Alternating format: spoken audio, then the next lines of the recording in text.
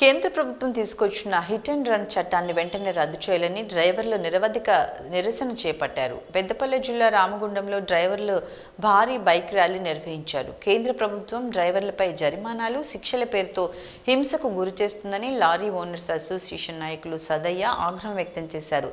డ్రైవర్లపై కేంద్ర ప్రభుత్వం అమలు చేస్తున్న నల్ల చట్టాలను రద్దు చేసే వరకు దశలవారీ పోరాటాలు ఆపుచేయమని పిలుపునిచ్చారు. ఐక్య ఉద్యమాలతోనే నిర్బంధాలను ఎదుర్కోవచ్చని సదయ్య కార్మికులకు సూచించారు.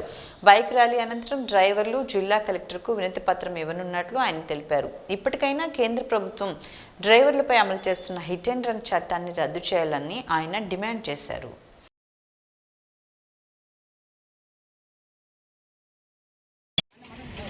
ఆల్ డ్రైవర్ యూనియన్ పెద్దపల్లి జిల్లా నుంచి ఈరోజు కోల్బెల్ట్ ఏరియాలో రామగుండంలో లారీ డ్రైవర్లు, అలాగనే ఐఓసి డ్రైవర్లు, అలాగనే పూర్తి డ్రైవర్లు, ఇంకా ఇతర సంఘాల డ్రైవర్లు, ప్రతి డ్రైవరు ఈరోజు ఈ యొక్క హిట్ అండ్ రన్ కేంద్ర ప్రభుత్వం ఏ చట్టం అయితే తీసుకొచ్చిందో ఆ చట్టాన్ని ఎత్తివేయాలని, వెంటనే దాన్ని రద్దు చేయాలని ఆల్ డ్రైవర్ యూనియన్ పక్షాన మేము డిమాండ్ చేస్తున్నాం.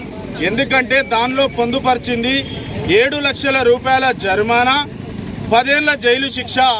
ఏదైతే చట్టము అమలు చేశారో దాన్ని వెంటనే రద్దు చేయాలని డ్రైవర్ల పక్షాన డిమాండ్ చేయడం జరుగుతుంది.